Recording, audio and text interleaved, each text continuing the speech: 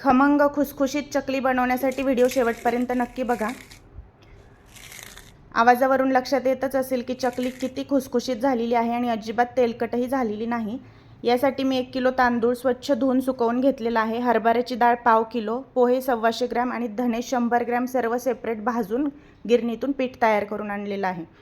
आता पाण्यामध्ये घातलेला आहे पाव वाटी इतका ओवा, चवीपुरतं मीठ किंवा साधारण 1 किलोला अर्धा वाटी इतकं मीठ लागलेलं आहे। जिरे घातलेले आहे पाव वाटी, अर्धी वाटी काश्मीरी लाल मिरची पावडर टाकलेली आहे, यामुळे कलर छान येतो आणि चकली खूप तिखट होत नाही।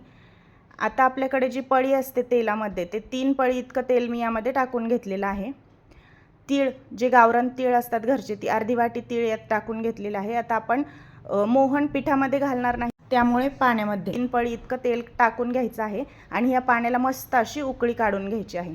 आता पाण्याला छान उकळी आली की एका मोठ्या परातीत किंवा पाटीमध्ये पीठ घेऊन त्यामध्ये गरम गरमच हे पाणी टाकून पीठ त्यामध्ये छान मिक्स करून घ्यायचं आहे। शक्य तेवढं गाठी त्यामध्ये असतील त्या फोडून घ्यायच्या आहे। आता हे गरम असल्यामुळे चमच्याच्या किंवा उलटणीच्या साहाय्याने अशा पद्धतीने गाठी छान फोडून घ्यायच्या आहे आणि थोडं कोमट झालं, हाताला सोसेल असं झालं की हाताने छान असं पीठ मळून घ्यायचं आहे। त्यानंतर चकली यंत्राच्या, ज्याला आपण सोऱ्या म्हणतो, त्याच्या साहाय्याने अशा आपण चकल्या तयार करून घ्यायच्या आहेत। तुम्हाला त्या हव्या त्या आकारात लहान मोठ्या अशा चकल्या तयार करून घ्यायच्या। आता तेल गरम करायला ठेवायचं आहे। तेल खूप जास्त गरम नको, कडकडीत किंवा खूप कमीही नको, म्हणजे चकली आपली विरघळणार नाही।